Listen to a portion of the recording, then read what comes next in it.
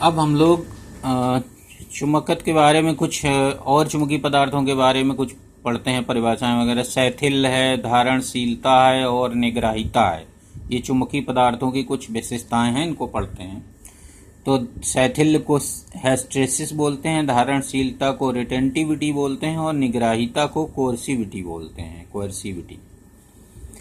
अब हम लोग इसको समझते हैं, ये डेफिनेशंस कैसे, किनको क्या कहा जाता है। तो जब लौह चुंबकीय पदार्थ बाह्यचुंबकीय क्षेत्र में रखा जाता है तो क्षेत्र की दिशा में प्रेरण के द्वारा चुंबकित हो जाता है। ये हम लोग पहले पढ़ चुके हैं।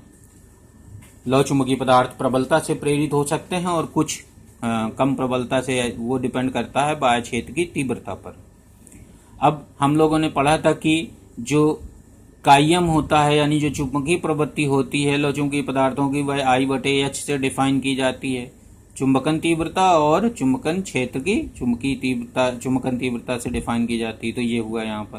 तो I प्रोपोर्शनल टू H या I बराबर काई एम इंटू H। और अब यहाँ पर हम लोग वो पढ़े थे, चुंबकशीलता जो होती है वो B/H के बराबर होती है चुंबकीय प्रेरण और चुंबकन तीव्रता के अनुपात के बराबर होती है। तो यहाँ पर B प्रोपोर्शनल H आ जाएगा।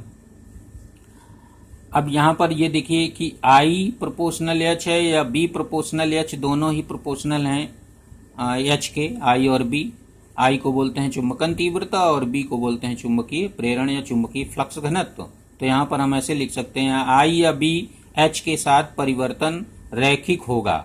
ये प्रोपोर्शनल है, डायरेक्टली प्रोपोर्शनल। तो डायरेक्टली प्रोपोर्शनल में अगर ग्राफ बनाया जाए तो रैखिक ग्राफ बनना चाहिए, परंतु वास्तविकता में यह सत्य नहीं पाया गया। अब इस संबंध के आधार पर रैखिक ग्राफ होना चाहिए, लेकिन B और H या I और H का जो ग्राफ होता है वह रैखिक नहीं होता। अब ग्राफ में H जो चुंबकीय तीव्रता है और वह I चुंबकन तीव्रता के बीच ग्राफ चित्र में दिखाया गया है। तो यहाँ पर हम लोग लौह चुंबकीय पदार्थ के लिए I और H के बीच एक ग्राफ बनाएंगे। ये ग्राफ बनाया गया है। तो यहाँ पर स्टार्टिंग में I 0 था, कोई चुंबकन तीव्रता नहीं था, यानी कोई चुंबकीय प्रेरण नहीं था उस पदार्थ के अंदर। तो अब जैसे जैसे हम लोग बाह्य चुंबकीय क्षेत्र H को बढ़ाते हैं तो वैसे वैसे चुंबकन तीव्रता बढ़ती जाती है और जब समस्त डोमेन उसके चुंबकीय क्षेत्र की दिशा में संरेखित हो जाते हैं तो यहाँ पर स्थिर हो जाती है चुंबकीय तीव्रता, यानी चुंबकन तीव्रता जो है बढ़ना बंद कर देती है। तो यहाँ A तक ग्राफ जाएगा।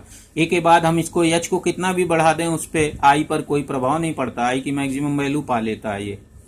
अब देखते हैं, अब इसको हमें जो हम इसमें इसको चुंबकित किए हैं उस चुंबकन को हमें नष्ट करना है। तो अब हम लोग विपरीत दिशा में, यानी या यूं कहिए कि चुंबकीय क्षेत्र को घटाते हैं। तो जब घटाते हैं तो देखते हैं कि I का जो मान है, जो चुंबकन तीव्रता है, वो पूर्व पथ को ट्रेस नहीं करती, यानी पूर्व पथ पर नहीं लौटती, बल्कि धीमे धीमे कम होती है, धीरे धीरे कम होगी और यहाँ आ गई।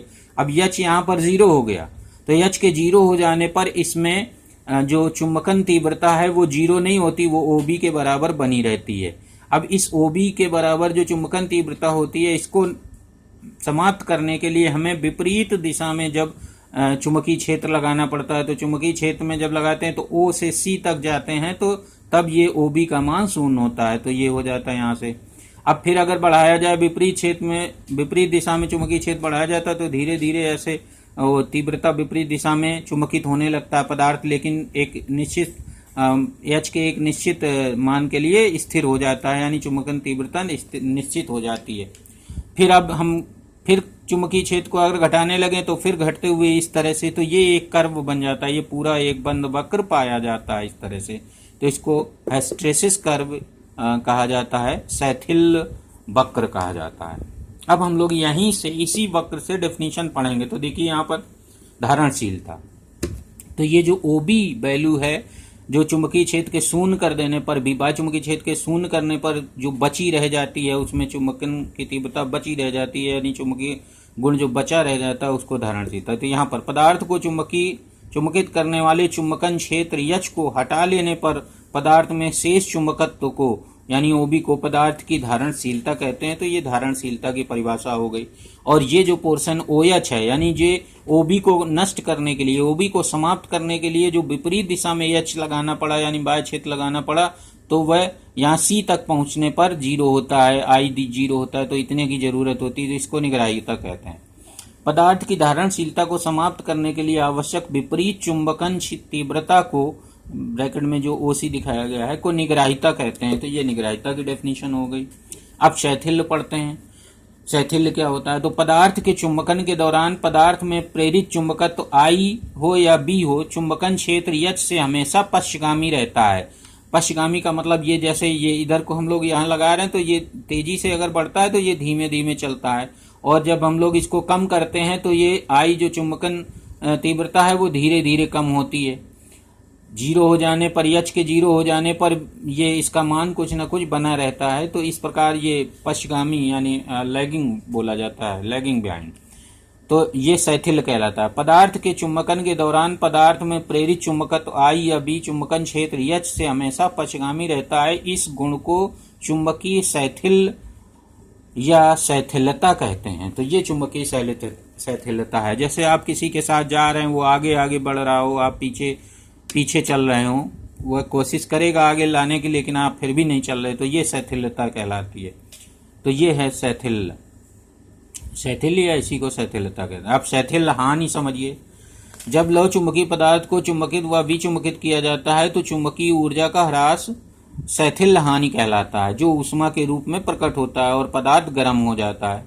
तो चुंबकन के दौरान पदार्थ के एकांक आयतन में शैथिल्य हानि जो होती है वह आई एच ग्राफ में प्राप्त बंद वक्र के बराबर होती है। ये जो इस वक्र का, इस बंद वक्र का ये जो क्षेत्रफल होता है, ये शैथिल्य हानि के बराबर होता है। तो शैथिल्य हानि है क्या? शैथिल्य हानि यही है कि जब बार बार हम लोग किसी लौ चुंबकीय पदार्थ को चुंबकित और विचुंबकित करते हैं तो कुछ ऊर्जा का ह्रास हो जाता है, तो उसको शैथिल्य हानि कहते हैं। और ये ऊर्जा जो ह्रास होती है ऊष्मा के रूप में प्रकट होती है, यानी पदार्थ गर्म हो जाता है। तो अब अगर हम लोग चुंबकन के दौरान पदार्थ के एकांक आयतन में शैथिल्य हानि निकालें, एकांक आयतन की शैथिल्य हानि पूरे पदार्थ की नहीं है, उसके एकांक आयतन की, तो वह इस बंद वक्र के, इस ग्राफ के, इस वक्र में जो ये जो मिला है, ग्राफ में वक्र जो मिला है, सॉरी, उसके क्षेत्रफल के बराबर होती है। तो शैथिल्य हानि इस हिस्टैरिसीस कर्व यानी शैथिल्य वक्र के क्षेत्रफल के बराबर होती है। तो ये है आपके शैथिल्यता, धारणशीलता और निग्राहिता के बारे में।